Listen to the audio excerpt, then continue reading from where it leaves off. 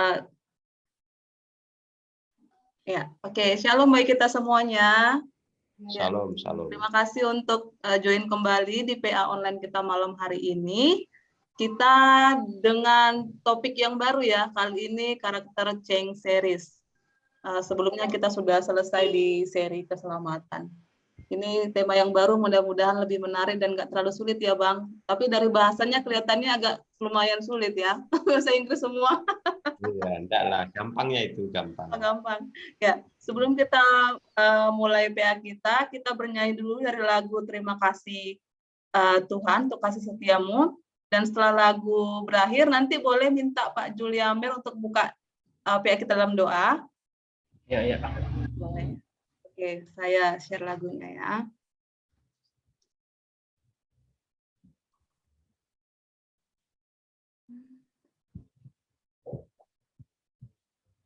Ya.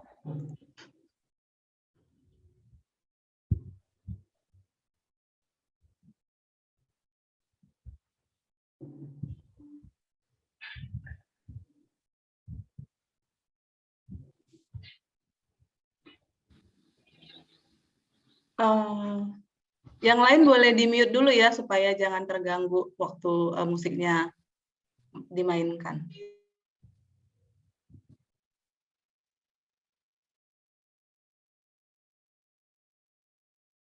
Yang ku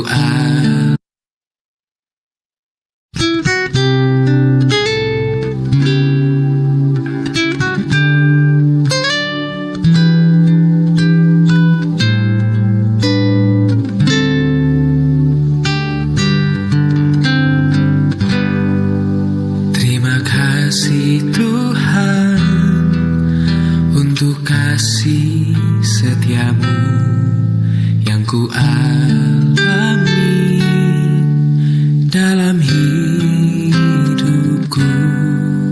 Terima kasih Yesus untuk kebaikanmu sepanjang hidupku.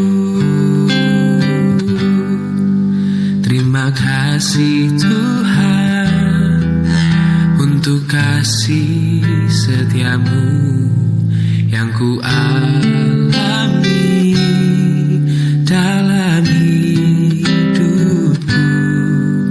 Terima kasih Yesus untuk kebaikanmu sepanjang hidupku.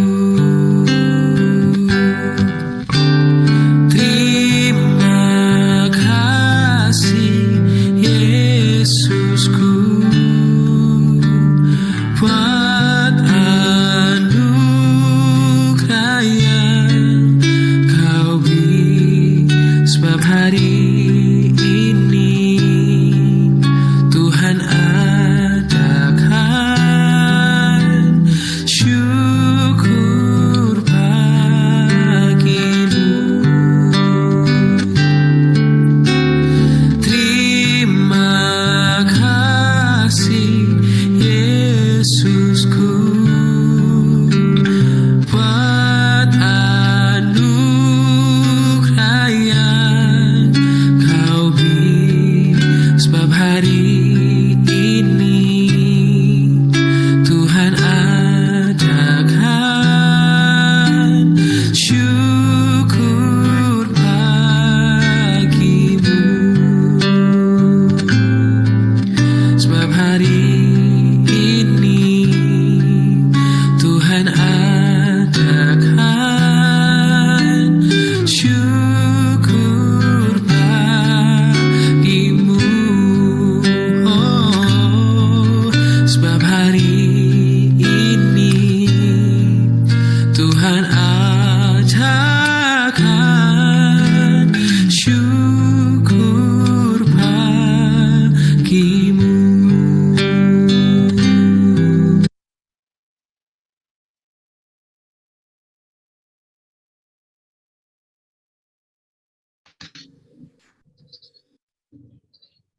Mari kita langsung berdoa ya. Mari kita bersatu dalam doa.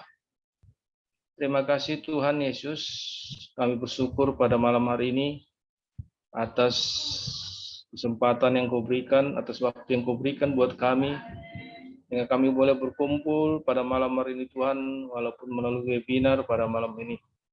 Dan kami ingin menelaah sebagian daripada firman-Mu Tuhan.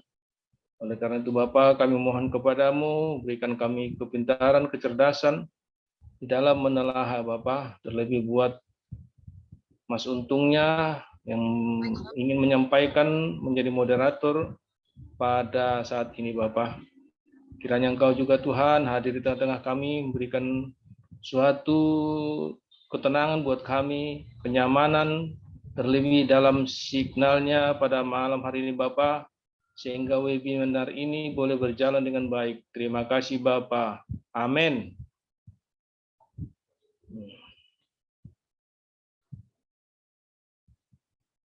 Oke, langsung diserahkan kepada Pak Untung.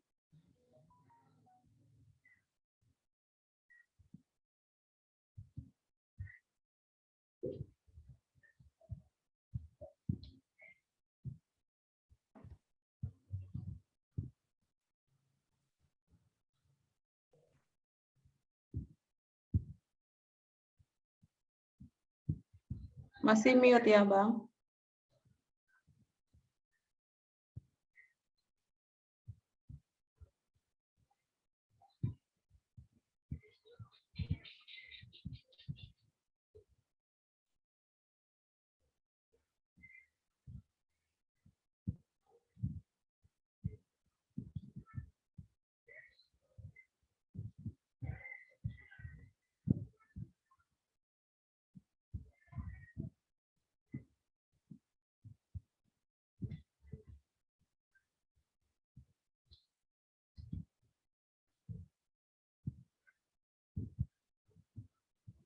Kok muncul dulu? 1, 2, 3, 1, 2, 3. Udah. Sorry, ada yang miss saya. Saya buka materi dulu.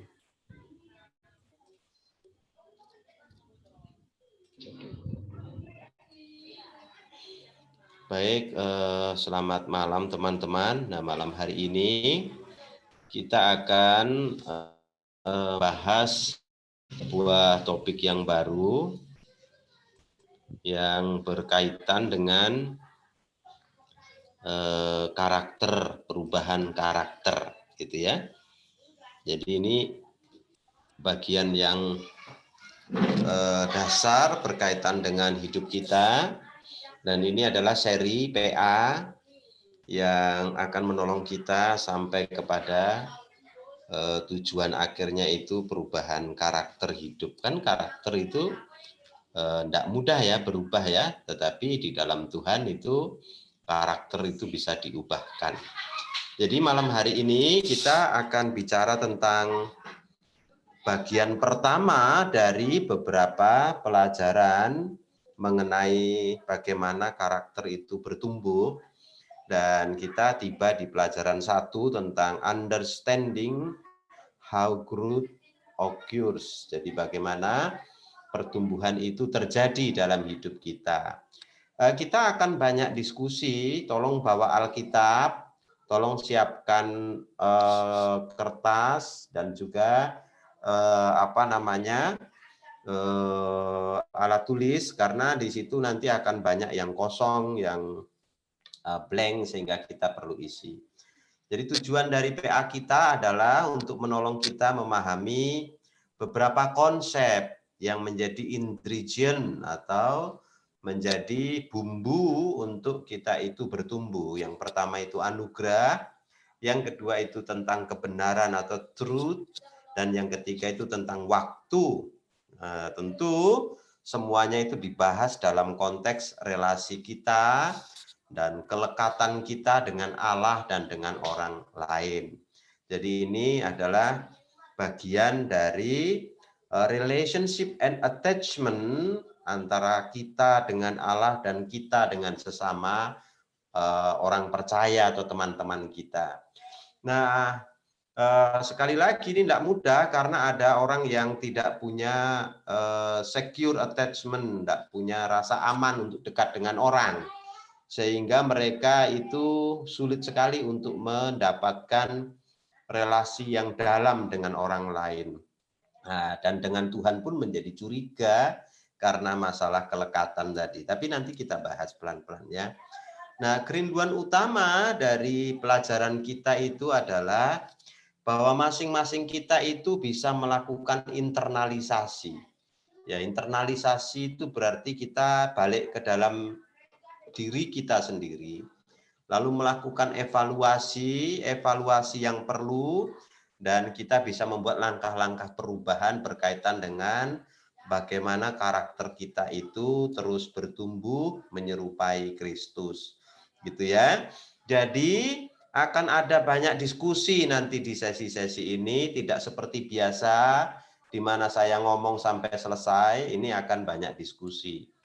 B, developmental perspektif atau perspektif tentang perkembangan.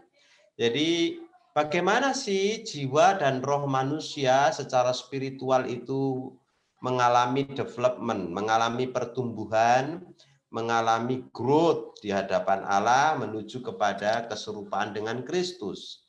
Nah, ini pendahuluan saja bahwa kita itu sudah diajari bagaimana belajar Alkitab, bagaimana menerapkan kebenaran-kebenaran itu.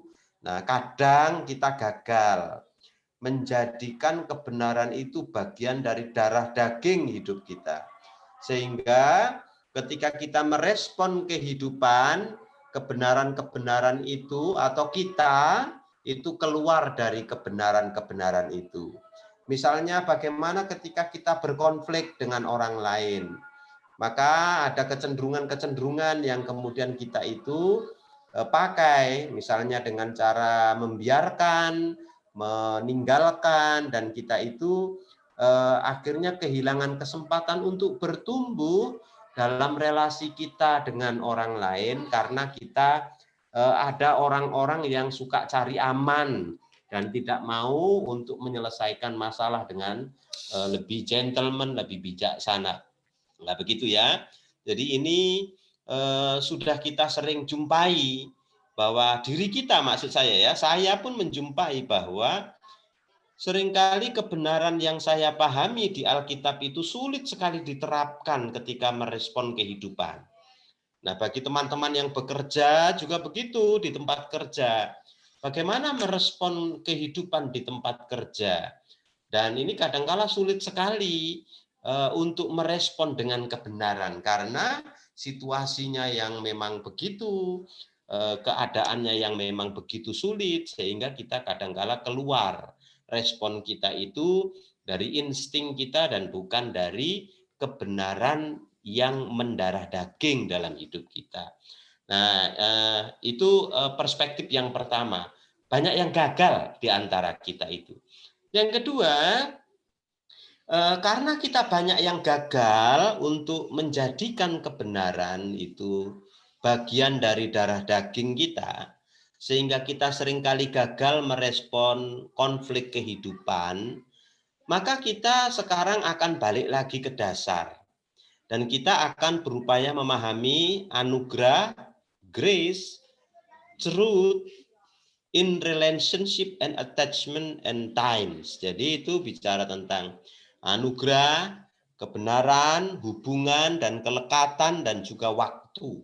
Nah, ini akan menjadi topik bahasan kita satu-satu supaya kita itu memahami bagaimana pertumbuhan itu terjadi dalam hidup kita, gitu ya. Kita tidak bisa bertumbuh sendiri. Nah, ini perspektif yang berikutnya. Bahwa tidak ada orang yang bisa hidup sendiri lalu menjadi dewasa, gitu ya. Maka kita itu butuh orang lain. Sehingga orang lain itu sekalipun orang itu menyebalkan, orang itu menjengkelkan, tapi orang itu adalah bagian dari strategi Allah. Karena Allah itu tidak pernah salah strategi. Dia selalu menempatkan orang-orang yang tepat di sekitar kita untuk menolong kita bertumbuh. Nah, ini perspektif berikutnya. Yang kadangkala nggak mau kita itu pahami. Bahwa Allah itu ahli strategi. Dan dia itu kadangkala memberi kepada kita orang-orang yang sangat tidak kita sukai.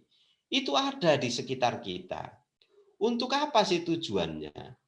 Untuk mengikis bagian-bagian dari kehidupan kita yang sebetulnya kita tidak sadari itu adalah bagian yang masih kasar dan perlu dihaluskan lagi, gitu ya. Bagian yang perlu dihaluskan lagi sekarang mungkin dengan gerinda ya, supaya halus. Dan gerinda itu bisa saja kawan kita. Karena Amsal berkata, besi menajamkan besi, orang menajamkan sesamanya. Nah, karena itu kita butuh untuk memperdalam akar hubungan kita dan benar-benar mengalami perubahan. Dengan siapa saja, ya bukan hanya dengan istri dan anak-anak kita ya, tapi itu juga memang yang paling penting dengan pasangan kita, suami, istri, anak-anak kita yang sudah menikah, yang belum menikah dengan orang tua, keluarganya. Nah, bagaimana kita memperdalam hubungan dengan mereka? Kadangkala saya juga mikir-mikir gimana caranya saya itu bisa dekat ya dengan orang tua saya. Dengan bapak saya, dengan mama saya. Gimana caranya supaya saya itu bisa memperdalam akar relasi itu? Paling-paling saya hanya bertelepon.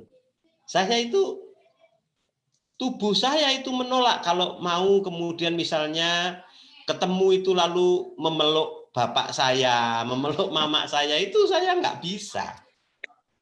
Entah kenapa begitu ya. Saya menolak sendiri. Tapi saya juga mikir-mikir terus, mereka itu paling hidup ya 10-15 tahun lagi, puji Tuhan. Kalau sempat ketemu tiap tahun sekali berarti masih ada beberapa kali kesempatan ketemu. Tapi untuk dekat itu kok susah gitu. Itu dengan orang tua. Nah, saudara bayangkan bagaimana dengan teman-teman satu gereja.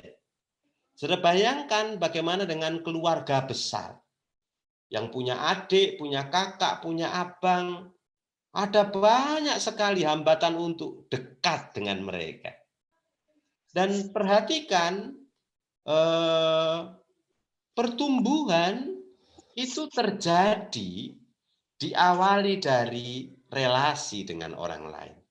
Nah, kalau kita membatasi relasi dengan orang lain, maka tidak mungkin kita bertumbuh. Karena prinsip firman Tuhan yang tadi saya bilang, besi menajamkan besi, orang menajamkan sesamanya itu tidak bisa. Tidak bisa terjadi kalau kita tidak punya teman.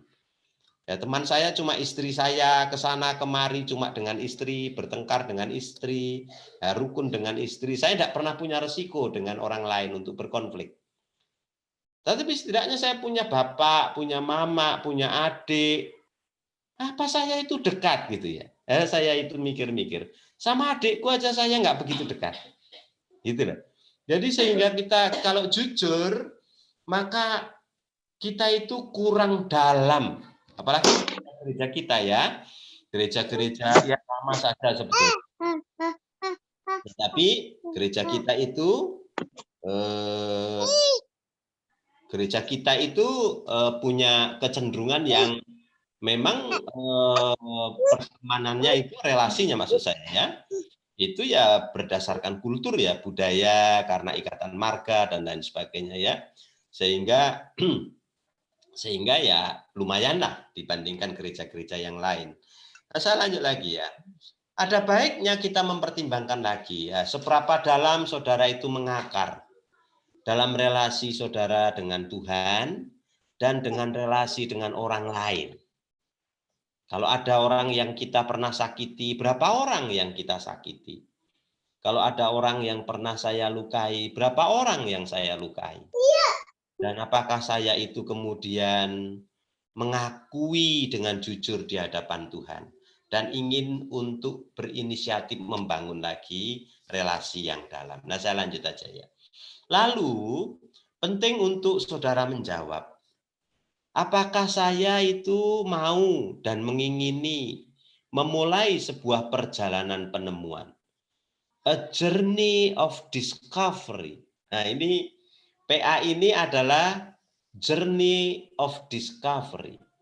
Sebuah perjalanan penemuan. PA ini ya, dirancang untuk sebuah perjalanan penemuan. Perjalanan untuk kita mengalami pertumbuhan karakter.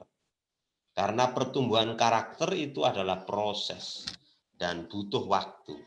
Dan ini adalah salah satu waktu yang kita ambil untuk kita memulai sebuah journey of discovery, sebuah langkah untuk penemuan. Nah, saya langsung masuk kepada grace, anugerah.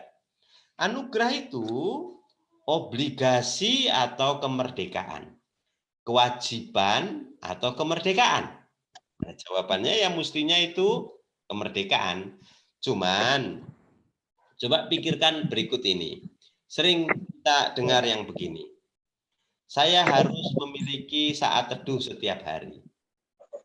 Saya harus bisa untuk tidak marah. Saya harus mau berkorban untuk kepentingan sesama tubuh Kristus di bumi ini. Saya seharusnya merasa bersalah jika saya tidak bisa melayani kebutuhan keluargaku, saudara-saudaraku. Saya harus hidup sesuai standar kekristenan. Nah, itu obligation atau freedom, kalimat-kalimat itu.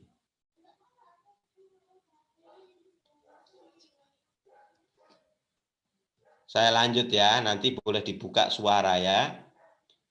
Kalau saya harus PA, PA itu menjadi obligasi. Menjadi beban bagi saya. Bukankah Yesus memerdekakan kita? Berarti kita tidak perlu PA, bukan itu. Tapi tidak ada kalimat harus lagi di situ. Apa yang saudara rasakan berkaitan dengan pernyataan-pernyataan di atas? Harus menolong orang lain, harus hidup sesuai standar iman Kristen, harus bisa mempraktekkan disiplin rohani, baca kitab suci tak pernah bolong, harus berdoa saat teduh tiap pagi.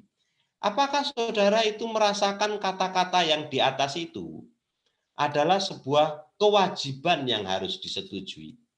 Nah, kira-kira apa yang salah dengan pernyataan-pernyataan yang saya buat tadi? Nah, sering kita itu melakukan, yang kita lakukan itu karena sebuah duty or obligation, ya, sebuah tanggung jawab, kewajiban atau beban jadinya ya. Banyak orang percaya yang meyakini bahwa harus atau seharusnya adalah baik. Tapi sebetulnya kata harus itu mengekspresikan tentang obligation, compulsion itu paksaan, dan duty. Jadi kalau sudah harus, maka hidup ini dipaksa. Saya harus memberi ke gereja. Kenapa harus?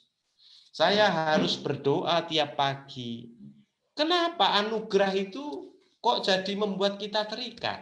Gitu ya. Kan anugerah itu enggak harus. Belum lagi ya, saya baca banyak sekali di media sosial. Ada yang mengkritisi banyak sekali gereja yang memungut banyak sekali uang persembahan untuk kepentingan berbagai macam ya. Walaupun saya tidak terlibat di dalam diskusi itu, tapi saya membacanya berulang-ulang dan saya dalam hati juga ada yang saya setuju dengan tulisan-tulisan mereka itu. Karena sudah menjadi terbeban orang beribadah dengan kalimat-kalimat harus tadi ya. Kalau sudah harus artinya tidak ada pilihan. Nah, saya masuk kepada anugerah. Jika tidak dilakukan, maka kita bersalah. Kalau enggak saat teduh pagi, karena saat teduh itu harus, maka kalau enggak saya lakukan, saya salah. Saya merasa buruk, ada yang kurang. Saya nanti dimarahi oleh Tuhan. Nah, ini signal bahwa kita salah memahami anugerah. Maka saya akan masuk kepada anugerah. Anugerah itu tidak ada harus. Karena anugerah itu apa sih? Nah, mari kita itu mulai pelajari ya. What is the problem that arise when we do things out of obligation? Apa masalah yang muncul kalau kita itu melakukan sesuatu karena kewajiban atau paksaan atau karena disuruh misalnya ya? Apa yang muncul? Yang muncul keterpaksaan. Nah, saya mau kasih tahu tentang grace sekarang.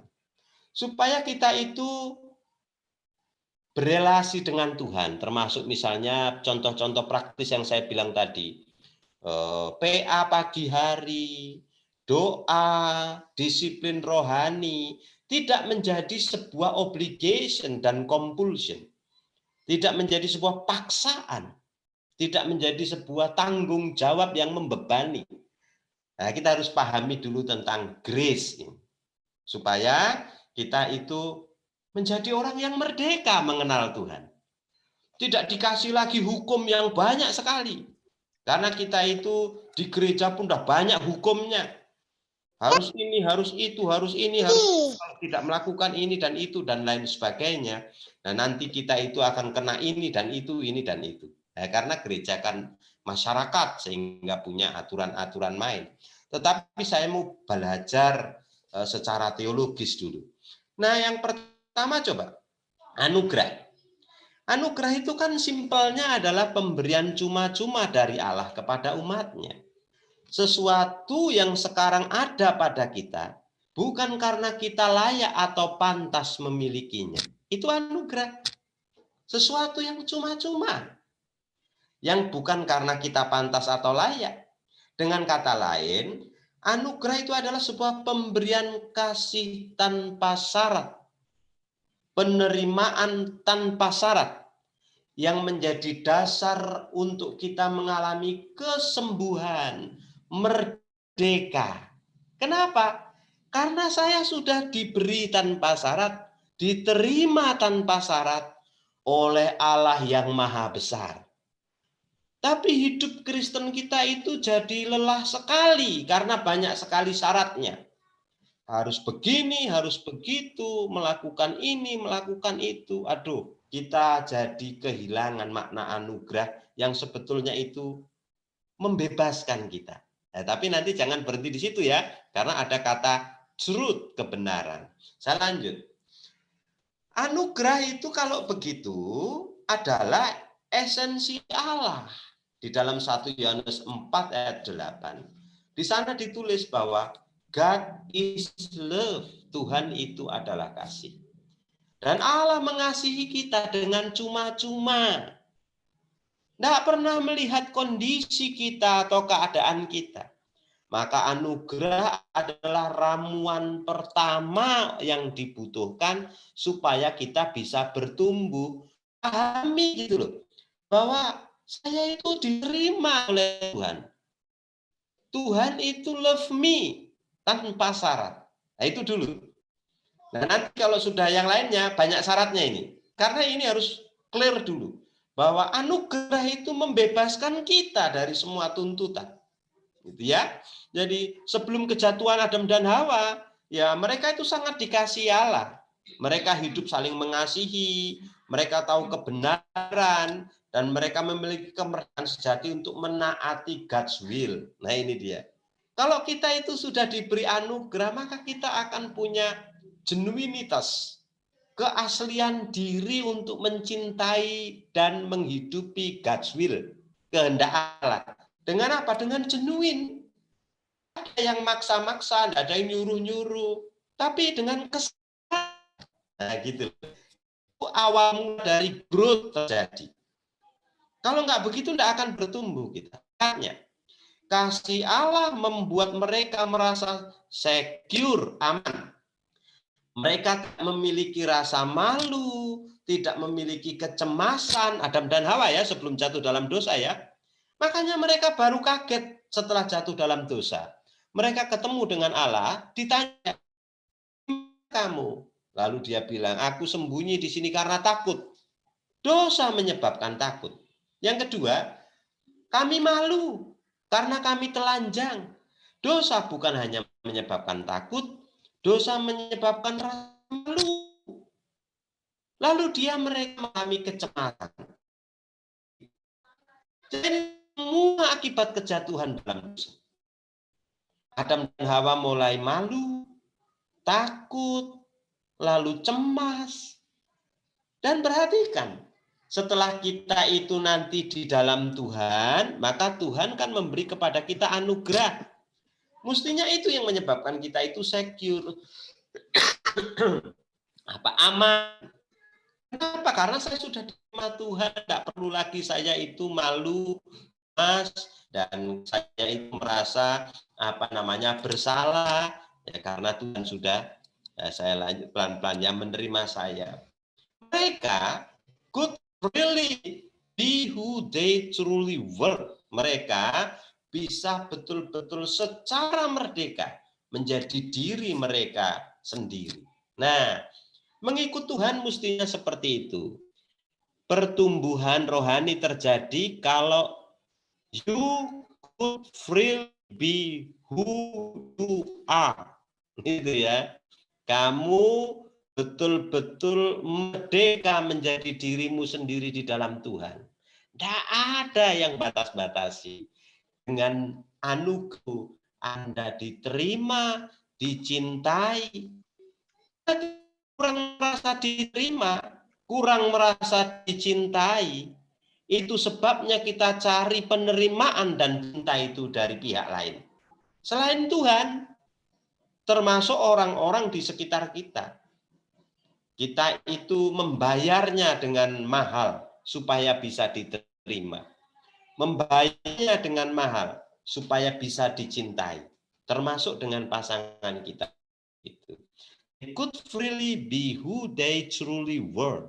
Jadi Adam dan Hawa bisa betul-betul merdeka di kejadian dan jadi diri dalam mengenal Tuhan. Nah, kalau kita itu sudah nggak jadi diri kita sendiri, wah, kita nggak paham anugerah itu. Grace adalah aspek relasional dari karakter Allah. Anugerah berkata, kamu dimiliki, kamu dicintai, kamu berharga, no matter who you are, no matter who you are, or what you do. Nah ini dia. Jadi Anda itu dimiliki, dicintai, berharga, tak peduli siapa Anda dan apa yang Anda lakukan. Ada motor baru lewat depan rumah, motornya ribut sekali, sorry ya. Mereka suka yang suaranya kencang-kencang itu. No matter who you are or what you do, you are part of the family, you matter. Nah gitu loh. Jadi tidak peduli siapa saudara. Dulu saya orang jahat, dulu saya pernah ini, pernah itu. Tapi sekarang di dalam Yesus, di dalam anugerah, kamu dimiliki, kamu dicintai. Dulu saya tertolak, saya itu orang yang tidak dicintai di keluarga, orang yang tidak diinginkan. Tidak peduli. Di dalam anugerah itu Tuhan sekarang memiliki kita, menghargai kita. No matter who you are or what you do, you are part of the family. Engkau adalah bagian dari keluarga. Anda itu penting, gitu loh. Jadi ini harus ada dalam diri kita supaya menjadi diri kita yang genuine di dalam mengenal Tuhan. Sehingga kita itu mulai understand. Oh saya kok lama nggak tumbuh-tumbuh ya. Nggak ada berubahnya sudah berpuluh tahun mengikut Tuhan. Karena kita salah memahami tentang anugerah. Kita berpikir kalau saya melakukan ini itu, saya menerima penghargaan dari orang, penerimaan dari orang, padahal enggak. Padahal kita hanya berharga di hadapan Tuhan tanpa syarat. Allah menerima saudara dan saya. Nah, mari kita buat daftar mengenai hal ini. Coba lihat Alkitab saudara. Roma 3 ayat 24. Nah, mari kita buka Mic-nya lalu tolong yang dapat baca Roma 3 ayat 24.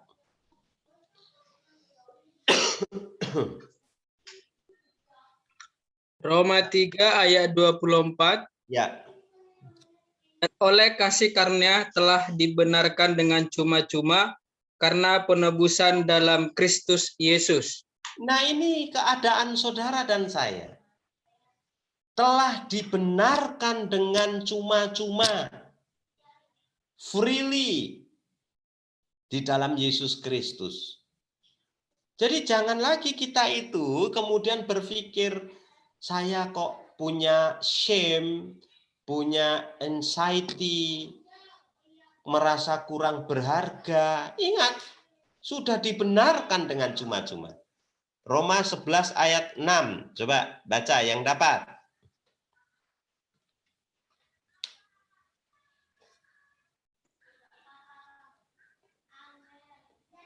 Siapa saja yang dapat?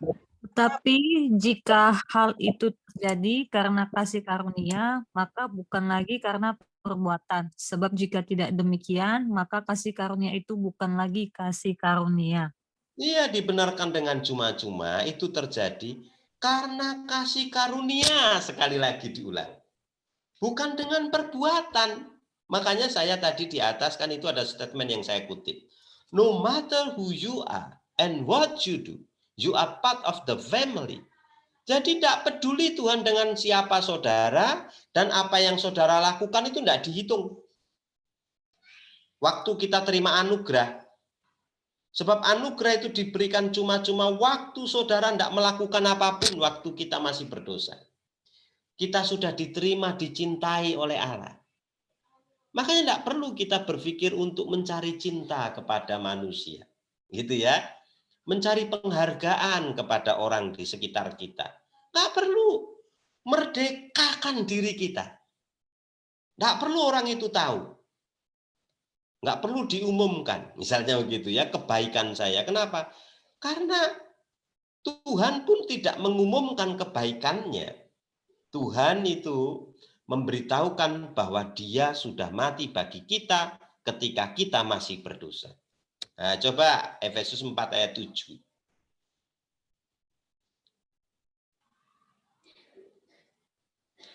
Siapa yang dapat? Efesus 4 ayat 7, tetapi kepada kita masing-masing telah dianugerahkan kasih karunia menurut ukuran pemberian Kristus. Iya, ini diulang lagi kan kata Paulus. Kepada kita masing-masing telah dianugerahkan kasih karunia. Jadi kita itu sudah lengkap. Sekarang terakhir 2 Petrus 3 ayat 18. Coba baca.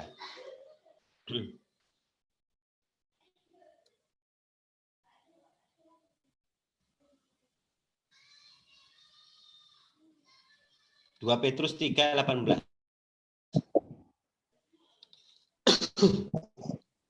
Someone? Dua. Ya. Oke. Tetapi bertumbuhlah dalam kasih karunia. Tetapi bertumbuhlah dalam kasih karunia dan dalam pengembangan akan Tuhan dan Juru Selamat kita. Kristus baginya kemuliaan sekarang dan sampai selama-lamanya. Iya. Nah ini sekarang yang Tuhan harapkan. Apa yang Tuhan minta dari kita? Bertumbuhlah dalam kasih karunia. Sudah dikasih, tapi sekarang tugas kita bertumbuhlah. Ayo growth, bertumbuh. Jangan gitu-gitu aja. Yang pertama bertumbuh dalam kasih karunia. Yang kedua dalam pengenalan akan Tuhan Juru Selamat kita. Jadi dua ya.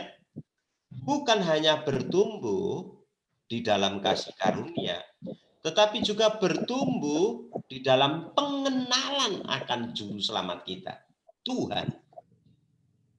Jadi ini tugas kita sekarang sebagai orang percaya. Makanya kita membahas tentang understanding how growth occurs. Bagaimana pertumbuhan terjadi. Pertumbuhan itu terjadi kalau kita paham tentang anugerah. Bahwa Allah sudah mencintai kita. Sudah, enggak usah gelisah mencari cinta yang lain. Kalau diberi tanggung jawab pelayanan, seperti saya jadi sintua di gereja, itu adalah alat saya melayani, bukan alat saya mendapatkan penghargaan. Alat saya mencintai Tuhan, bukan alat saya dicintai manusia. Kalau saya dapat kesempatan untuk mengabdikan diri, memberitakan Injil, itu adalah kesempatan yang saya pakai untuk apa? Mengabarkan kerajaan Allah, bukan mengabarkan diri saya. Mari kita bertumbuh di dalam kasih karunia itu. Sehingga kita itu merdeka gitu loh. Enggak perlu merasa anxiety, gelisah, cemas, shame, malu, fear, takut. Nanti gimana kalau orang menolak saya? Tuhan sudah menerima kita, mencintai kita. Jadi kita itu bisa freely, genuine, to be myself, jadi diri saya, untuk make relation with God, bikin relasi hubungan dengan Tuhan. Gitu. Nggak perlu niru-niru yang lain. Allah menghendaki supaya anugerah itu empower you, gitu ya, to grow in the grace and knowledge of Himself, untuk bertumbuh di dalam anugerah dan pengenalan akan Dia sendiri.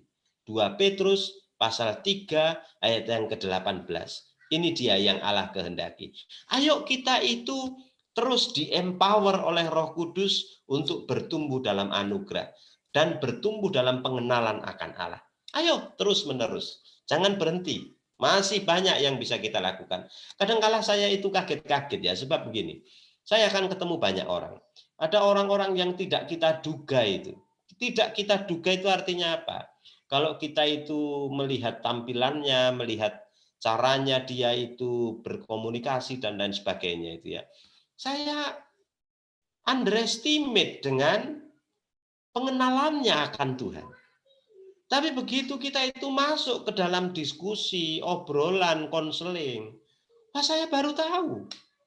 Banyak yang saya itu tidak kenal tentang orang ini, memang saya belum kenal ya. Tetapi betapa dia mencintai Tuhan, mengerti pelayanan, dan lain sebagainya. Iya. Tapi saya juga kadang kaget dibuat oleh orang-orang yang punya basic teologi, belajar teologi, sekolah tinggi teologi, tapi hidupnya itu berantakan begitu ya. Masalah kehidupan yang berantakan lah, manajemen tentang keluarga, keuangan yang kacau lah. Aduh, mana mungkin mereka tidak punya knowledge tentang Tuhan. Tapi ingat, ini bukan mengenai knowledge ya. Mengenai orang-orang, person to person yang mau make relation with God. Nah, ini tentang bagaimana kita bertumbuh dalam Tuhan. Tidak sama memang. Dan kadangkala yang legal seperti saya punya pendidikan itu tidak menjamin ya. Nah, orang-orang tulus seperti Bapak Ibu, teman-teman yang ikut PA ini justru kadang lebih mencintai Tuhan daripada kami yang terlatih, terdidik, sering berkhotbah. Saya bisa banyak sekali punya komentari, ya, baca banyak sekali komentari. Tapi mengenai pertumbuhan belum tentu saya lebih baik dari teman-teman yang di PA ini. Saya jamin loh, saya yakin, saya percaya. Ini cara utama Allah menyentuh kita. Ia pakai apa? Pakai anugerah. Yang adalah kasih, penerimaan, dukungan, penghargaan tanpa syarat bagi kita. Sehingga ketika menjadi manusia, kita menjadi manusia merdeka dari shame, dari anxiety, di mana kita hidup dipanggil melayani Allah di tempat kerja, di gereja, di pelayanan kayak saya. Anda itu orang merdeka. Hanya gunakan kemerdekaan saudara itu dengan anugerah tadi ya, pahami anugerah. Perenungan. Coba baca 1 Petrus 4 ayat 8 sampai 10. Ini perenungan pertama sebelum kita lanjut ke yang kedua. Mas saya bilang tadi PA kita malam hari ini banyak perenungannya. Someone tolong dibaca. Tetapi yang terutama, kasihilah sungguh-sungguh seorang akan yang lain, sebab kasih menutupi banyak sekali dosa. Ya. Berilah tumpangan seorang yang akan yang lain dengan tidak bersungut-sungut. Lalu layanilah seorang akan yang lain sesuai dengan karunia yang telah diperoleh tiap-tiap orang sebagai urus yang baik dari kasih karunia Allah. Sebagai, bukan sebab, sebagai. Sebagai. Lanjut. Oke, sampai 10. Oke. Apa yang kita rasa kalau kita baca pelan-pelan ayat itu?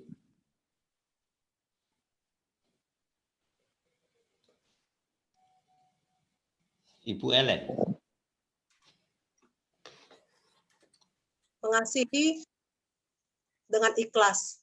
Berilah tumpangan kepada yang lain, tidak bersungut-sungut. Layanilah seorang akan yang lain sesuai dengan kasih karunia yang diperoleh kepadamu. Kasihilah sungguh-sungguh seorang akan yang lain, dan lain sebagainya. Ngeri ya ayat itu ya. Kalau kita pikir sungguh-sungguh, kapan saya mengasihi orang sungguh-sungguh?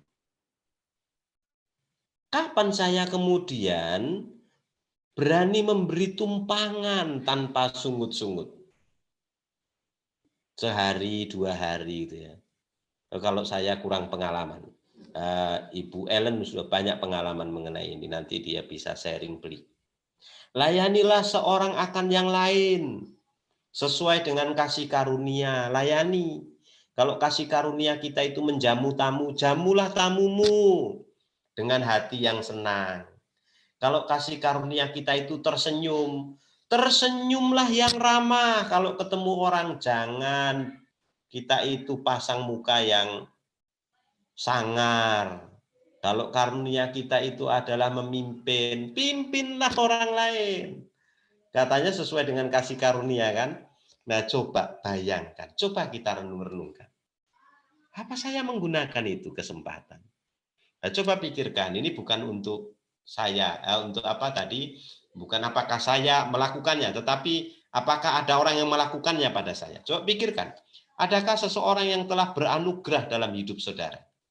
Dia memaafkan kita mungkin, dia kemudian memberi kepada kita itu sesuatu yang tidak layak kita, pantas kita terima. Orang itu terlalu baik sama kita. Nah, coba pikir-pikir, ada enggak kira-kira? Ada enggak orang yang sangat baik dengan hidup saudara? Sampai saudara itu merasa sebetulnya enggak pantas saya. Gitu. Saya itu selalu heran gini ya. Kami betul-betul menikmati ya. Karena kadangkala itu rumusnya Tuhan itu sangat-sangat terbukti. Jadi kami itu, ini cerita ya, sorry ya, ini kesaksian ya. Beberapa kali kami itu melakukannya, terakhir-terakhir ini. Kami memberi kepada orang begitu. Tapi begitu kami memberi pagi, sore itu dikembalikan oleh Tuhan. Selalu, makanya kami kadang-kala, loh, nggak jadi kita memberi ya. Karena apa yang saya beri tadi, nggak sampai besok itu dikembalikan oleh Tuhan. Kemarin kami juga melakukan hal yang sama. Ini Mama Joeli belum tahu, belum saya kasih tahu. Begitu kami itu kirim pemberian kami kepada orang yang sangat membutuhkan itu.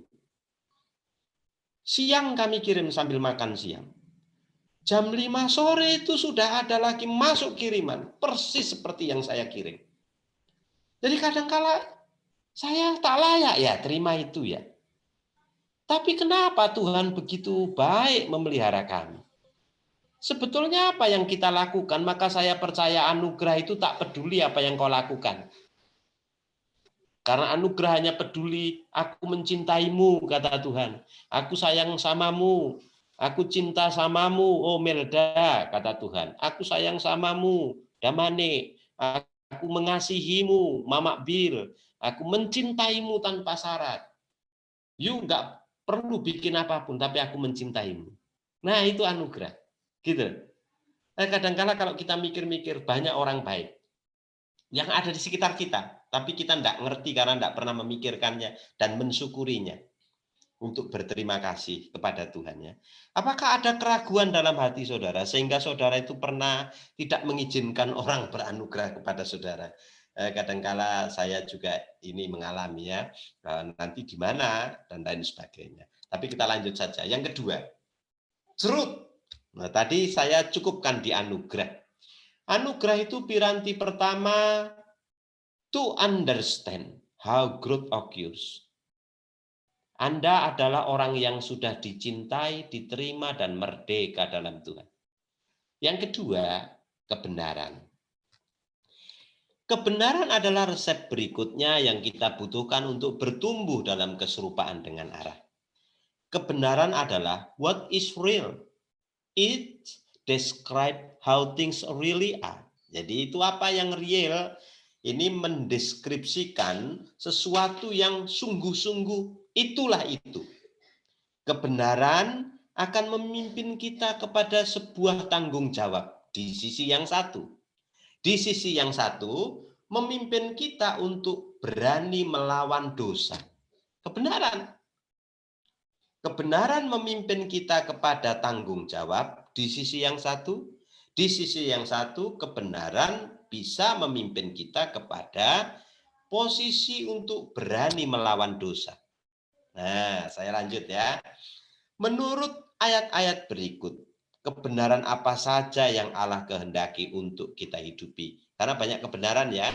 Jadi ini aletheia, ini bukan kebenaran dalam pengertian God is truth, bahwa Allah adalah benar. Tapi ini aletheia, kesalehan kebenaran. Coba lihat kesalehan apa saja itu. Zakaria 8 ayat 18.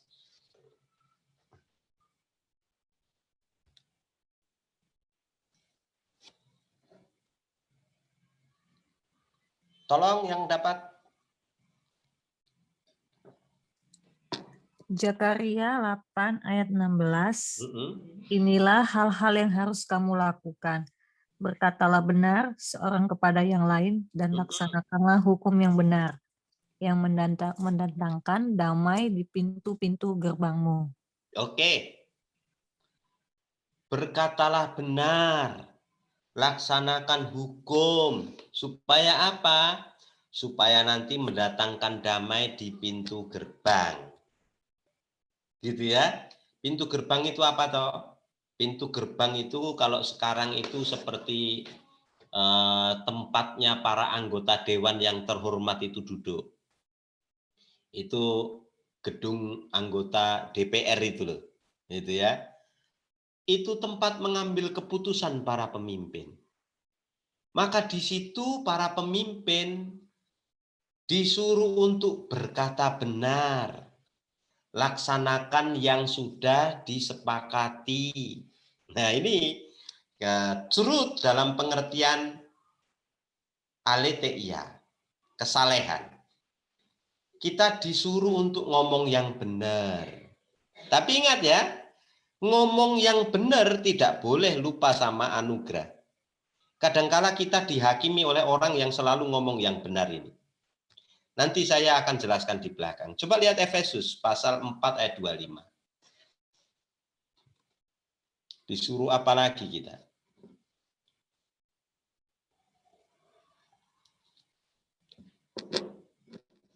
Dapat?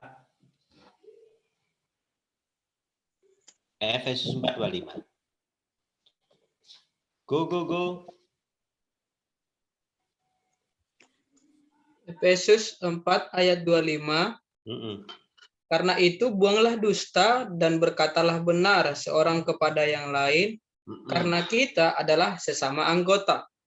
Buanglah dusta, berkatalah yang benar seorang akan yang lain, karena kita sesama anggota. Nah itu konteksnya jemaat di Efesus. Jadi ini aletheia, ini kesalehan. Inilah yang disuruh oleh Tuhan untuk kita pahami dan mengerti. Ini syarat untuk kita itu understand bagaimana growth itu terjadi. Ketika kita itu berkata benar, menghidupi yang benar, lalu mentaati hukum yang benar, membuang dusta, dan seterusnya ya. Filipi 4 ayat 8, bunyinya begini.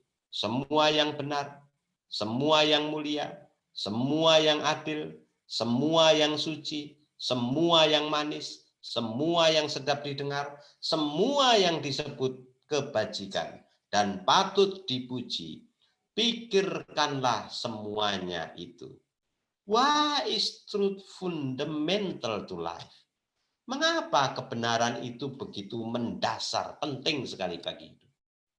Why is truth necessary for growing up in the image of God?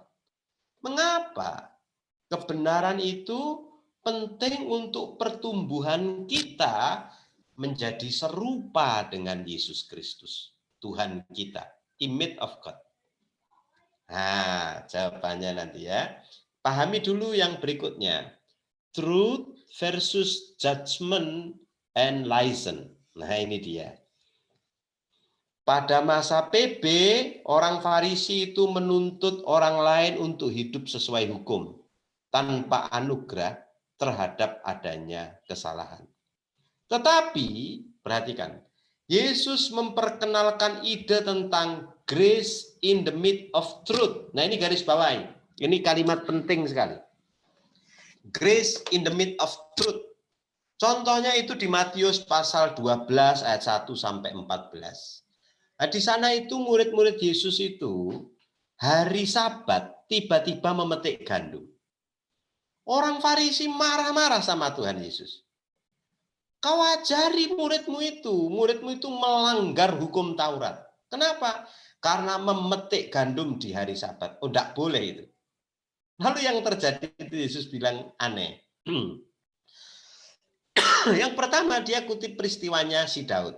Masa kamu lupa Daud juga masuk ke meja persembahan dan makan roti yang dilarang untuk dimakan oleh orang lain kecuali imam pada hari Sabat, katanya kan.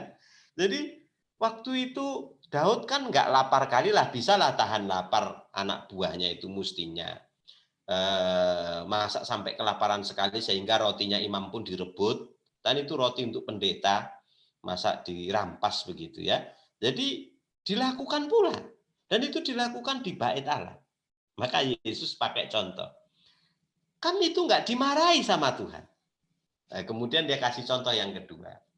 Contoh yang kedua adalah, ingat ada imam-imam juga yang pada hari Sabat menyembelih korban.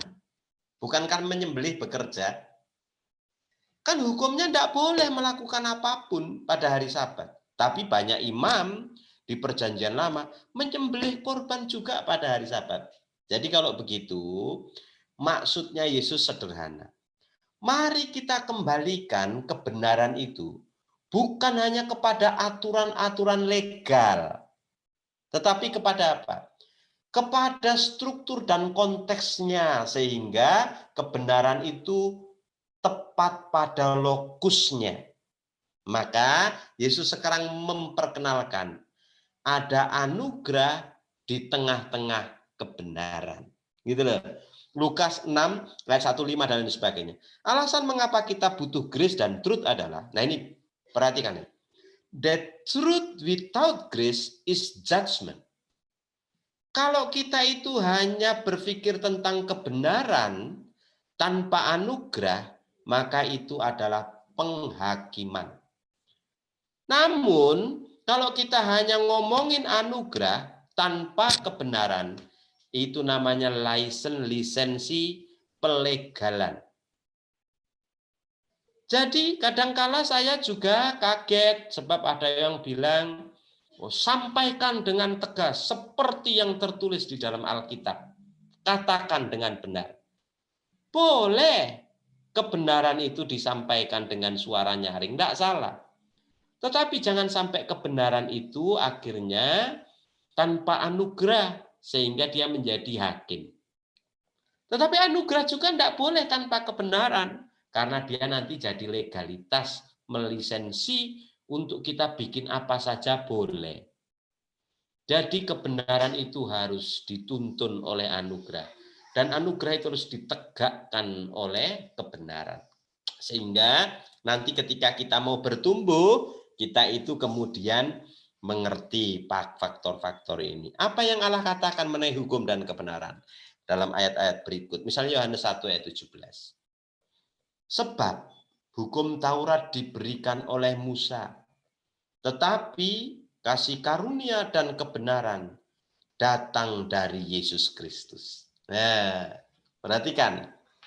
Hukum yang tertulis diberikan oleh Tuhan kepada Musa. Tetapi kasih karunia dan kebenaran datang dari Yesus Kristus. Jadi, kasih karunia harus menjadi pendampingnya kebenaran. KPR 10 ayat 28. Petrus dan Cornelius. Nah, perhatikan. Masih ingat cerita di situ? Petrus itu disuruh ketemu Cornelius sebelum ketemu puasa dulu. Lalu waktu puasa datang malaikat menunjukkan sekeranjang makanan binatang-binatang berkuku belah yang tidak boleh dimakan oleh Petrus. Lalu kemudian Tuhan bilang makanlah. Loh, Tuhan ini aneh. Di perjanjian lama Tuhan yang larang mereka makan binatang kuku belah. Itu haram. Tapi ini di kisahnya Petrus, Tuhan suruh Petrus makan semua binatang-binatang haram itu. Lalu kemudian Tuhan bilang, tidak ada lagi yang haram. Semuanya sudah jadi halal sekarang. Sudah dapat stempel. Gitu ya. Jadi kemudian Petrus kemudian memaknai penjelasan penglihatannya tadi. Kata Petrus, larangan hukum orang untuk orang Yahudi bergaul dengan bangsa bukan Yahudi yang ada itu, sekarang Petrus sudah hancurkan. Melalui penglihatan Petrus tadi, ia datang ke rumah Cornelius. Maka katanya Allah menunjukkan tak ada yang najis atau tidak tahir. Semuanya tahir, semuanya boleh. Bangsa-bangsa sekarang sama di hadapan Tuhan. Tidak ada bangsa yang najis. Semua bangsa di hadapan Tuhan sama. Hanya mengenai keselamatan nanti melalui Yesus Kristus. Yesus menunjukkan kasih dari dalam hati ketika ia berhadapan dengan umat. Bukan dengan hukum, tetapi dengan kasih. Ia juga mau menolong kita untuk deal dengan sikap hati kita. Mungkin saudara pernah merasa dihakimi tanpa kasih. Atau mungkin kepada saudara pernah dituntut hukum. Atau juga license tanpa hadirnya kasih. Saya tidak tahu. Tapi mari kita merenung. Coba pikirkan. Kata-kata dari orang yang saudara kenal. Orang yang saudara anggap dekat. Dan kata-kata itu mungkin terasa menghakimi saudara. Nah, coba pikirkan. Sejenak lalu saudara tidak usah ngomong.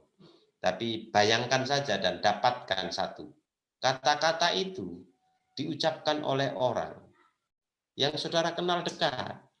Tetapi kata-kata itu terasa menghakimi walaupun benar.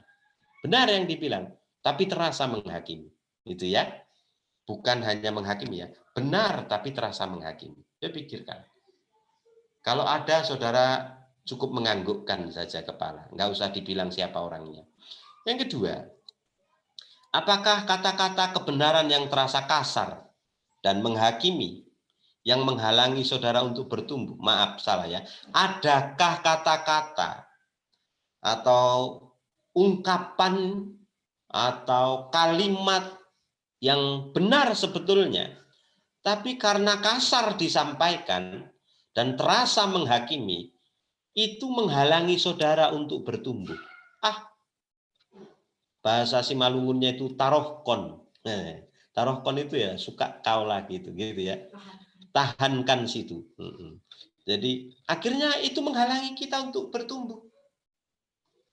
Ada enggak kata-kata seperti itu yang diucapkan orang yang saudara kenal, lalu itu terasa menghakimi saudara? Akhirnya saudara bilang tarohkon, gitu ya. Udahlah, cuek aja lah, dan mengganggu relasi saudara dengan Tuhan. Kalau ada, saudara nanti rimang-rimangi lalu saudara cukup dalam pikiran saja katakan ada. Sekarang saya akan masuk ke dua bagian akhir. Believing lies, percaya kebohongan. Kadang kita menolak anugerah Allah karena kita merasa tidak layak, mungkin karena dosa, rasa sakit, atau luka yang menghalangi kita untuk menerima anugerah. Kita perlu mengakui bahwa kadangkala kita mempercayai kebohongan yang kita katakan kepada diri sendiri berulang-ulang sehingga kita percayai. Contohnya, saya mengatakan kepada diri saya bahwa saya tidak dikasihi. Tiap orang mengabaikan saya. Saya tidak bisa perform well. Saya itu, Allah itu tidak peduli sama saya. Dan seorang pun tidak peduli dengan itu, contoh-contoh saja. Nah, ini termasuk keyakinan-keyakinan yang salah yang sering kita bilang pada diri sendiri. Sehingga keyakinan-keyakinan yang salah itu menjadi penghalang untuk kita bertumbuh. Hal yang menyedihkan adalah keyakinan yang salah itu kemudian menghalangi pertumbuhan kita. Jika saudara mau bertumbuh dalam relasi dengan Allah dan sesama, saudara harus membuang keyakinan yang salah itu. Berbagi dengan teman. Ya, nanti cerita sama istri atau sama teman atau sama siapa. Lalu sebutkan yang tadi dua saya bilang itu. Dulu si A ini pernah ngomong begini sampai sekarang aku sebetulnya ingat. Itu menghalangi saya untuk enggak begitu tertarik dengan Tuhan. Gitu ya. Jadi entah apa yang dibilangnya, tapi itu saudara yakini sebagai kebenaran. Di tengah kombinasi grace and truth, kita akan mulai bertumbuh dalam keserupaan dengan Kristus. Kita tidak akan menemukan kesembuhan dan pertumbuhan jika kita gagal membuat kombinasi resep dengan betul. Yang terakhir, time, waktu. Ini penting. Perumpamaan tentang pohon ara yang tak berbuah dalam Lukas 13 ayat 6-9. Tolong dilihat itu lalu dibaca someone yang paling cepat dapatnya baca. Lukas 13 ayat 6-9.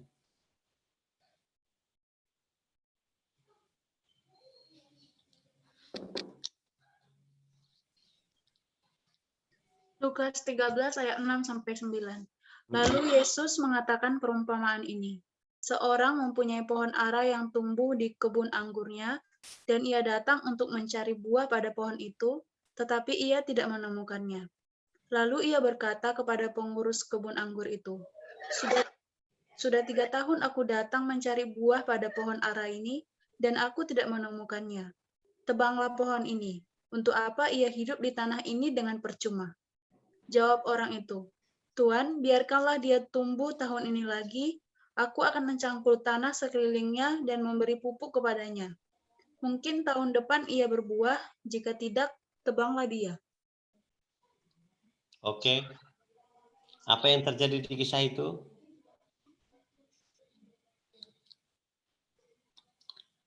Ada seorang tuan yang punya kebun pohon ara. Lalu tiap tahun dia datang dan menunggu pohon itu buah. Pohon ara itu adalah saudara dan saya. Tuhan itu adalah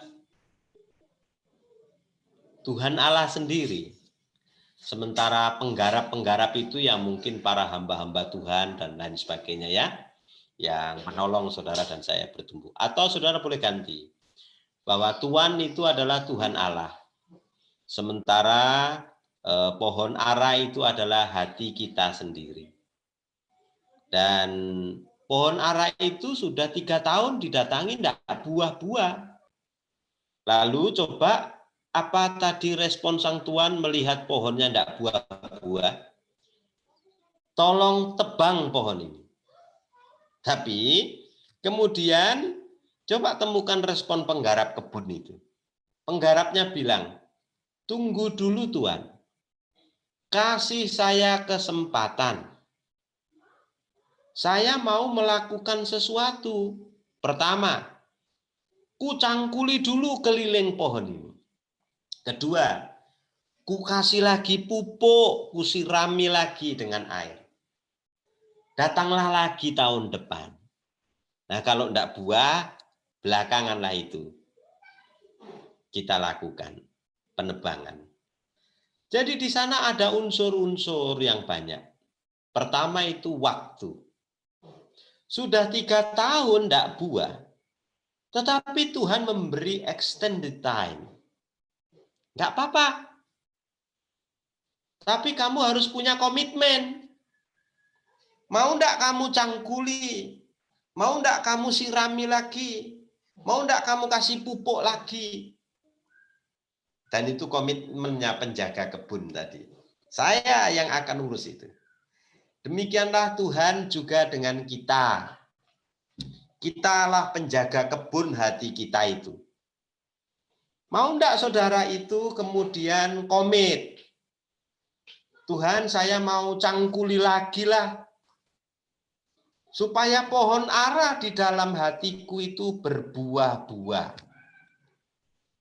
Supaya batu-batu yang mengganggu proses untuk pemberian nutrisi itu kuambili dulu, kusingkirkan. Nah, saya komit untuk menyirami, mengairi, memberinya pupuk kembali. Sehingga nutrisi itu menyehatkan.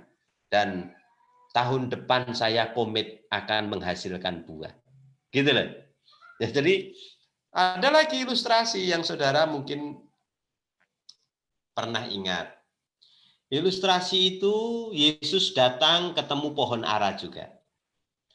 Lalu setelah itu dijelaskan ia datang kepada pohon ara itu di waktu tidak musim buah ara. Saya lupa itu ayatnya di mana, Lukas kalau nggak salah. Lalu kemudian Yesus itu melihat pohon itu nggak buah, Yesus itu marah. Dan pohon ara itu dikutuk.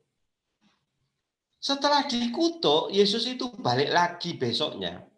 Lalu murid-muridnya bilang, Guru, tengok tuh, pohon yang kau kutuk kemarin, sekarang sudah kering.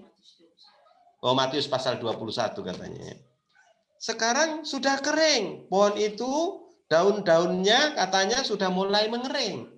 Di dalam Matius pasal 21 ayat yang ke-19. Lalu kemudian Yesus menatap murid-muridnya. Pohon ara itu dan Yesus, Yesus mengutuk pohon ara itu sebetulnya tidak semata-mata perkara Yesus dan pohon ara. Itu perkara saudara dan Tuhan Yesus. Saya dan Tuhan Yesus. Artinya apa? Tak peduli apapun musimnya. Yesus mau engkau musim terus tiap hari. Menghasilkan buah terus. Entah sedang tidak musim pun kamu mesti menghasilkan buah. Kalau tidak, Yesus murka dan dikutuk. Kira-kira begitu. Nah, ada saatnya kita itu jadi orang Kristen musiman. Sehingga musim tertentu kita berbuah, tapi ada kalanya kita itu enggak berbuah, sudah bermusim-musim. Tapi pohon ara itu memberikan kepada kita penjelasan yang sederhana. Tak peduli apapun musimnya, yang penting begitu aku tengok, kau menghasilkan buah. Komit enggak Anda itu membersihkan taman hati?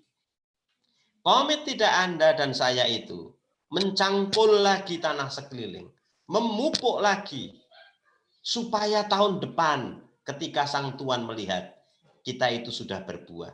Jangan dipenuhi dengan kemarahan. Jangan dipenuhi dengan kesakit hatian. Jangan dipenuhi dengan kebencian. Singkirkan semua tanah yang keras itu. Dan cangkuli ulang, kasih pupuk lagi.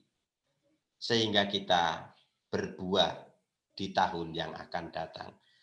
Mari kita diskusi. Terima kasih banyak.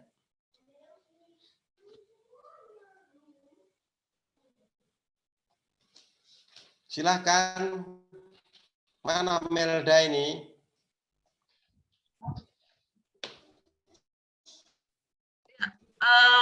Makasih Bang untuk pemaparannya. Agak panjang bahan kita malam hari ini ya Bang. Ya, panjang. Ya, kalau dari saya sendiri Bang menanggapi, memang benar Bang, saya selalu merasa bersalah. Kalau saya nggak berdoa, kalau saya nggak saat teduh, selalu merasa berdosa. gitu. Padahal saya sudah selamat, padahal saya pelayanan, tapi hari ini nggak saat teduh, tadi malam nggak berdoa, terus pagi pun bangun lama, terus langsung masak aja, nggak berdoa, nggak sempat. Jadi sering saya merasa berdosa, jadi saya paksakan diri saya supaya saya itu mengerjakan sesuai dengan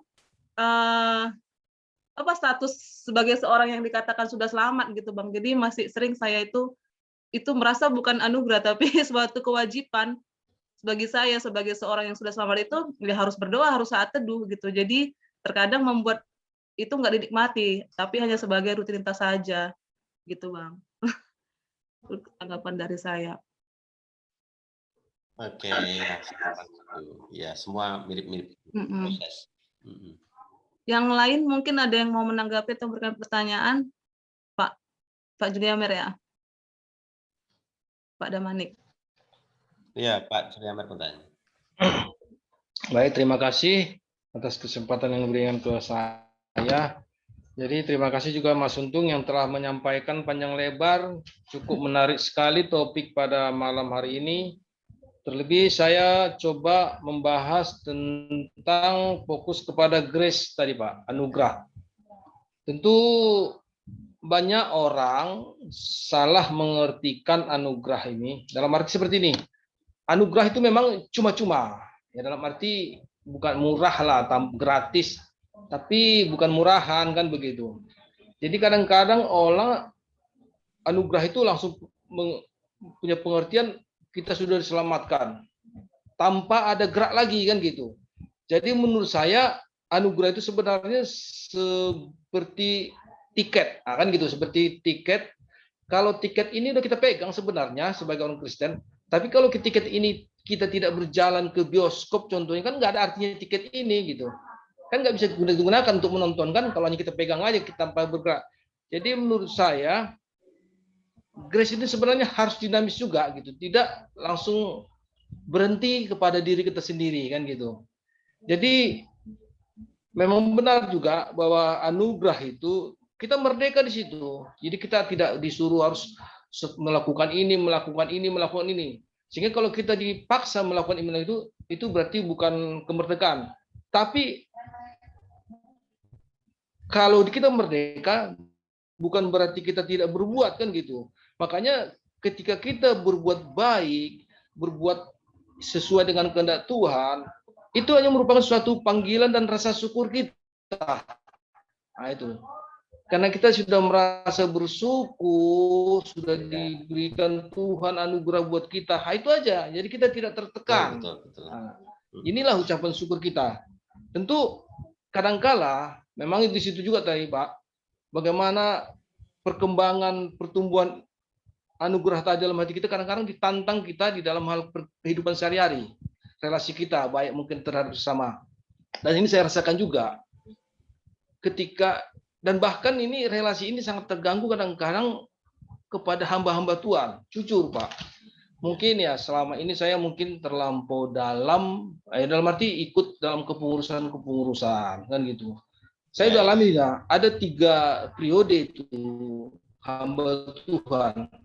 Pertama bagus, kok terakhir kok semakin nggak relasinya nggak tumbuh Pak, sehingga pas waktu perpisahan saya nggak hadir karena udah rusak. Jadi mungkin apakah saya seperti itu juga karena gini, saya terlampau menganggap bahwa hamba Tuhan itu adalah orang yang benar-benar dimuliakan. Apakah saya sudah terlampau tinggi membuat dia seperti itu sehingga saya terlampau banyak berharap, dan ketika saya semakin dalam kayaknya nggak sesuai sehingga mengurangi relasi saya. Dan inilah sebenarnya tantangan buat saya Pak. Ini udah 3 hamba Tuhan. Pertama datang bagus saya, tapi terakhir kok kayak dingin gitu. Inilah merupakan tantangan buat saya Pak. Jadi dalam arti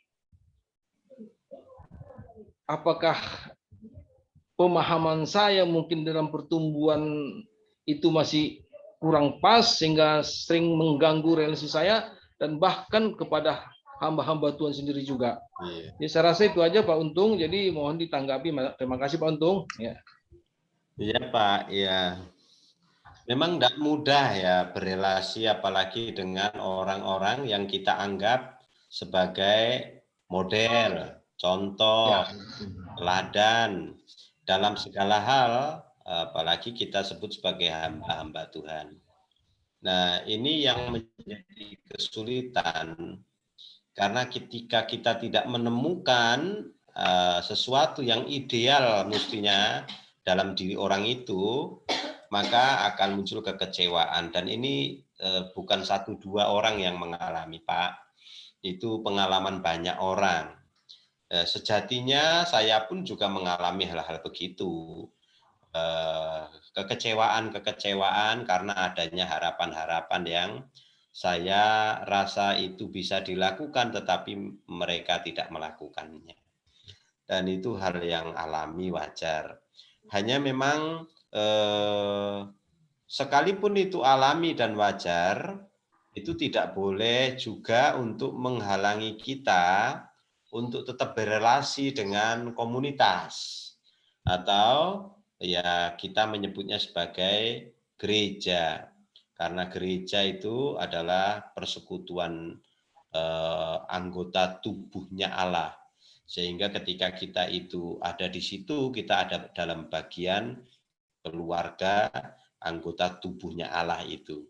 Nah, mengenai orang-orang yang menyakiti kita, melukai kita, karena ini sifatnya kadang ya resiprokal, saling. Kita bisa saja kemudian mencari dalam tanda kutip ke dalam hati kita, itu cara-cara untuk membuat defense yang sehat, dengan mengatakan hal-hal yang baik. Banyak yang mengatakan seperti misalnya, ya hamba Tuhan juga manusia, itu kan cara defense untuk kemudian orang itu tetap bisa membawa dirinya masuk ke dalam komunitas gereja, sekalipun dia itu terluka dan belum sembuh. Karena yang kedua kan butuh waktu juga, Pak. Enggak serta-merta setelah kita itu tersakiti, lalu tahun depan langsung kita itu sembuh, enggak juga, butuh waktu. Tetapi perlahan-lahan hati kita itu ketika sudah memahami anugerah, kita akan siap bahwa kita itu sebetulnya tidak lagi butuh apapun di luar Tuhan. Seperti yang kita sudah bahas mengenai kasih, penerimaan, dukungan, itu semua sudah Tuhan itu berikan, paket komplit di dalam anugerah itu, sehingga kita itu bisa mengatakan bahwa hanya di dalam Engkau sajalah aku itu cukup dan puas.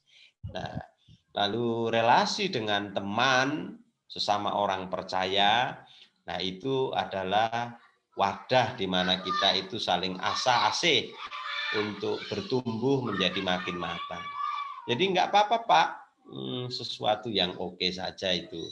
Karena kalau ditanya ini satu-satu, jangan-jangan punya semua pengalaman yang enggak nyaman dengan para hamba Tuhan di tempat mereka masing-masing, di tempat bertugasnya, gitu, Pak. Memang biasa itu. Mestinya dia patron tapi enggak sesuai. Gitulah dari saya dulu. Terima kasih, Pak Untung. Ya, Pak. Oke, masih ada dari yang lain yang ingin menanggapi atau memberikan pertanyaan?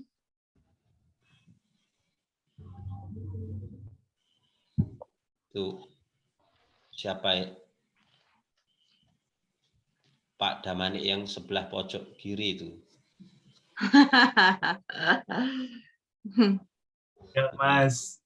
Ya. Saya mau nanggapin apa juga bingung, Mas. Jadi kena semua gitu. Dan pertama-tama topik ini memang berat gitu ya. Kita udah dikasih anugerah, tapi kenyataannya kalau saya pribadi seperti yang dibilang Kak Melda tadi, seringkali monoton gitu. Artinya saat teduh, berdoa, in the end bosan.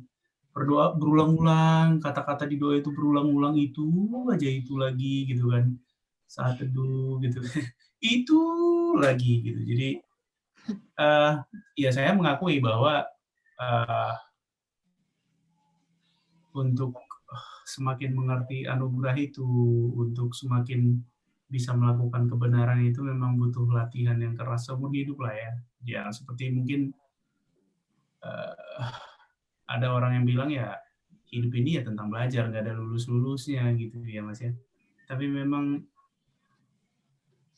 seperti yang Mas Untung pernah bilang, itu kan teori gitu ya. Prakteknya ini yang memang butuh effort juga gitu. Jadi teori dibilang kita udah bebas merdeka, tapi ya kenyataannya ya terus terang saya pribadi juga merasakan bahwa ya kita dibilang anugerah seperti yang introduce yang tadi slide Mas Untung, bahwa ya kenapa kita harus ya itu masih terpikirkan juga kadang-kadang, dan kenyataannya adalah ya seperti saya bilang tadi, kita juga kadang-kadang ya monoton gitu, dan berdoa, membaca Alkitab apa saat teduh, sate pagi gitu ya. Ya, dan kita juga tetap berusaha dari hasil satenya apa yang bisa kuterapkan hari ini ya gitu. Tapi in the end berulang terus gitu ya. Berulang terus 365 hari dalam setahun. Itu sih Mas. Itu curahan hati lah ya Mas ya. Itu kenyataan yang memang aku hadapi lah Mas. Kurasa semua pada begitu ya. Tidak hanya beliau saja ya. Sejujurnya ada kebosanan, ada kejenuhan, ditambah lagi berbagai konflik yang belum tuntas, sehingga itu menambah kita itu makin lelah rasanya. Kok gini-gini aja ya? Jadi nggak ada kenaikan dan stagnan rasanya. Nah, memang masa-masa seperti itu akan terjadi dan akan kita alami di dalam relasi kita itu bertumbuh di dalam pengenalan akan Tuhan. Selalu itu biasa begitu. Jadi hal-hal yang seperti itu wajar terjadi, dan ingat ya, kurvanya itu tidak selalu naik, menunjukkan garis lurus yang naik terus ke atas begitu. Kurvanya itu selalu naik turunnya pertumbuhan spiritual itu. Ya, kadang naik, besoknya turun, besok naik lagi. Tetapi kita kan tidak akan pernah jatuh sampai tergeletak. Karena Tuhan yang menopang kita, sehingga kalaupun mau jatuh kita itu bangkit lagi gitu deh. Jadi itu yang adalah kenyataan, itulah realitanya. Tidak ada di antara kita ini yang raksasa rohani yang tidak pernah kurvanya itu turun. Ya, saya juga mengalami kejenuhan, kebosanan, turun. Lalu bangkit lagi, menemukan kata-kata dari firman Tuhan yang menguatkan saya semangat lagi. Itu biasa. Nah, begitulah kurva pertumbuhan rohani. Tidak ada yang terus vertikal. Nah, dia sifatnya itu fluktuatif. Naik, turun, naik, turun, naik, turun. Sampai kepada penyempurnaannya. Nah, nanti dibaca Ibrani pasal 12. Mata kita itu mesti melakukannya sambil tertuju kepada Yesus. Kenapa? Karena Yesus adalah the initiator and perfecter of our faith, katanya. Karena Yesus itu adalah inisiator dan penyempurna dari iman kita. Maka selagi di dunia, iman kita tidak akan pernah perfect, sempurna. Naik turun, naik turun. Tapi nanti ketika dia tiba, ia akan menyempurnakan iman kita. Jadi lakukanlah pertandingan iman itu dengan mata tertuju kepada Yesus. Karena ia adalah the initiator and perfecter of our faith. Ia itu yang memulai iman kita. Ia yang mengawali kita punya iman kepada dia. Dan ia yang akan menyempurnakannya. Jadi tidak akan ada yang bisa sampai sempurna.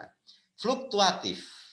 Menunggu sampai yang sempurna itu tiba dan disempurnakannya yang tidak sempurna yang ada pada kita itu. Jadi artinya terus kita berupaya, terus kita melakukan apa yang menjadi tanggung jawab kita, tapi batasnya kita sudah tahu bahwa tidak mungkin kita itu perfect. Karena nanti yang sempurna itu baru akan datang. Iman kita akan disempurnakan. Gitu ya Bang.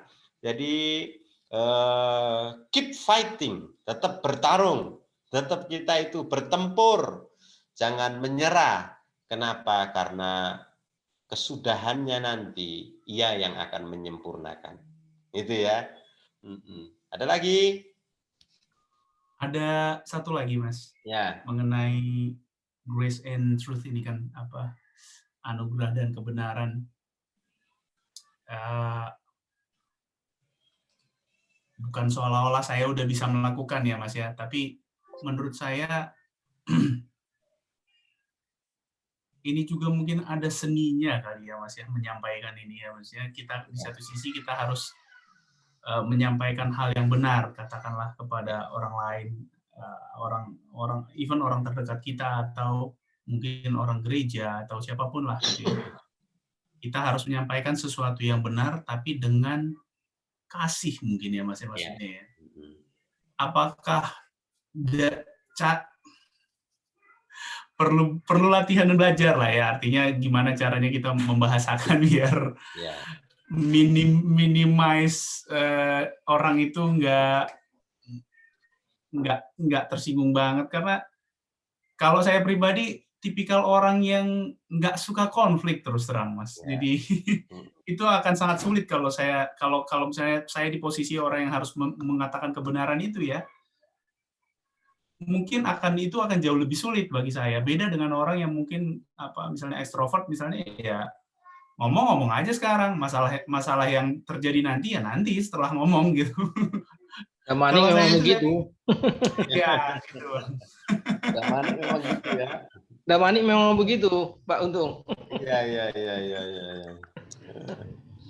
Dipikir dulu gitu, Mas ya. Maksudnya kalau saya gini nanti dia gini, kalau saya gini nanti gitu, kalau saya gitu nanti gitu kan. Panjang. Jadi ya udah mendingan nggak dilakuin lah gitu. Padahal kan seperti yang Mas Untung jelasin tadi, ya nggak boleh diem kan kita kan sebenarnya. Ya harus kita sampaikan kebenaran itu. Gitu. Iya. Gitu sih, Mas. Memang tadi kan kesimpulannya sebetulnya kebenaran itu kadangkala kalau dikatakan tanpa kasih itu jadi penghakiman. Tapi kalau kasih tok tanpa mengatakan yang benar, maka itu seperti menegakkan benang basah. Tidak akan berdiri sampai kapanpun ya gitu-gitu aja. Jadi kalau begitu, sampaikanlah kebenaran dalam kasih. Itulah anugerah. Itu. Jadi itu yang kemudian saya bilang teorinya begitu. Nah, tetapi bagaimana kemudian mempraktekkannya? Nah, orang akan terhalangi oleh berbagai macam termasuk budaya, personality yang enggak sama ini, sehingga kita itu akan sungkan. Ya kalau yang mau kita ajak ngomong itu tondong kita kok rasanya enggak mungkin gitu ya, ini hula-hula. Masa kita ngomong, apalagi lebih tua, dari sisi pengalaman, usia, ya umurnya jauh di atas kita. Mau ngomong yang benar pun, sekalipun dalam kasih, gimana nanti kalau tersinggung? Tetapi memang rumusnya cuma begitu. Kalau mau bertumbuh, sampaikan kebenaran dalam kasih. Karena kalau nggak disampaikan yang benar itu, nanti nggak tahu mana yang benar. Tapi dalam kasih, supaya tidak menghakimi, nggak disampaikan, ya nanti kita diam-diam. Orang itu nggak tahu apa yang salah. Sehingga kita seperti menegakkan benang basah tadi. Jadi itu repotnya. Apalagi bukan hanya kultur, ada masalah personality. Orang-orang yang introvert seperti tadi banyak pertimbangan. Kelompok melankolik dipikir lama sekali, enggak pernah berbuat, muter-muter aja dia dipandangi gitu ya, sehingga kita itu kelamaan mengambil keputusan.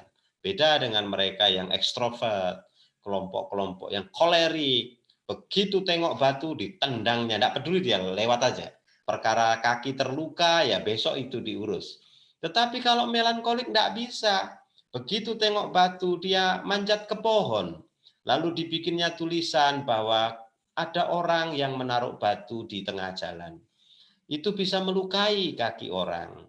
Dia baca dengan berulang-ulang, tapi nggak disingkirkannya batu itu dan nggak turun-turun dari pohon.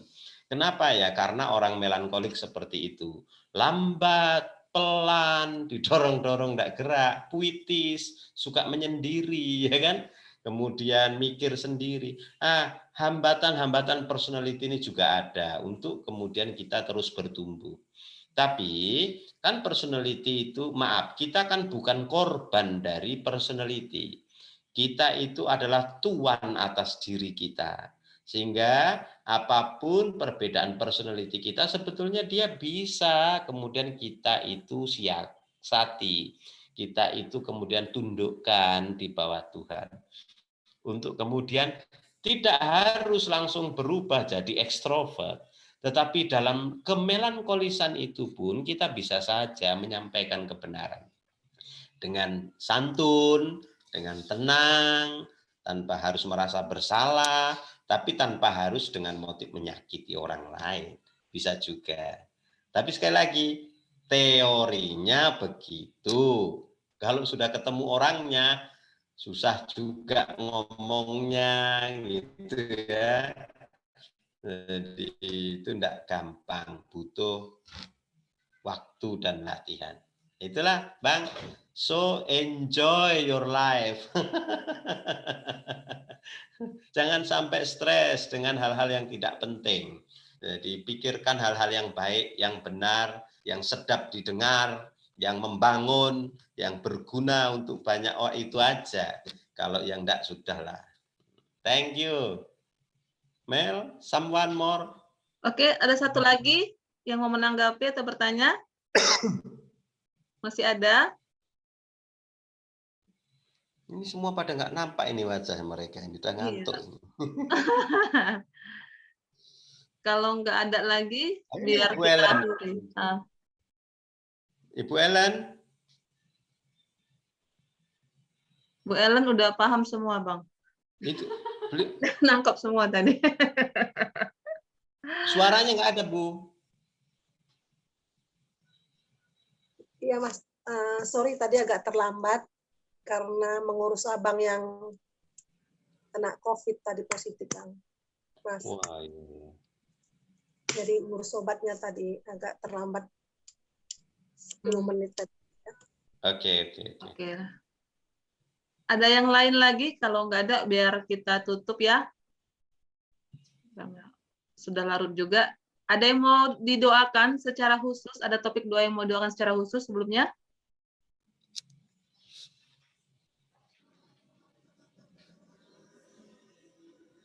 Nggak ada yang spesial? Ada Bang, dari Mama Ceris. Mama Ceris. Doakanlah Bang untuk Bapak di kampung lagi kurang sehat ini Bang. Oke. Udah seminggu lemas terus. Katanya kakinya berat. Iya Bang. Sama Mama juga gulanya lagi naik. Ya? Gimana Bang? Dipanggil iya, Bang. Panggilannya Opung Ceris. Kasih ya Bang. Opung Ceris. Ya. Mama bagaimana sehat Mama? Mama juga gulanya lagi naik. Doakanlah Bapak. Tapi Mama ini memang benar ya Bang, kalau hati kita itu semangat, gulanya nggak ditergenya gitu Bang. Maksudnya gulanya 376 dia masih anteng-anteng aja gitu. Karena kata Mama Mama semangat gitu. Jadi ya tetaplah Bang. Ini adikku dari Sidikalang udah pulang ke rumah biar ada yang ngurus Bapak sama Mama. Oke. Iya Bang. Ini ada yang ulang tahun? Ini Minggu depan. Oh, berarti kita ada pesta minggu depan. Oke deh, kalau begitu ya kita doa, kita tutup. Terima kasih, kita bersyukur. Ya Allah yang kami sembah di dalam nama Tuhan Yesus. Kami secara kognitif mengetahui bagaimana cara-cara pertumbuhan spiritual itu terjadi. Ketika kami bisa memadukan antara anugerah, kebenaran, dan waktu Allah. Tetapi kadangkala kemampuan kognitif kami itu tidak menjadi bagian dari kehidupan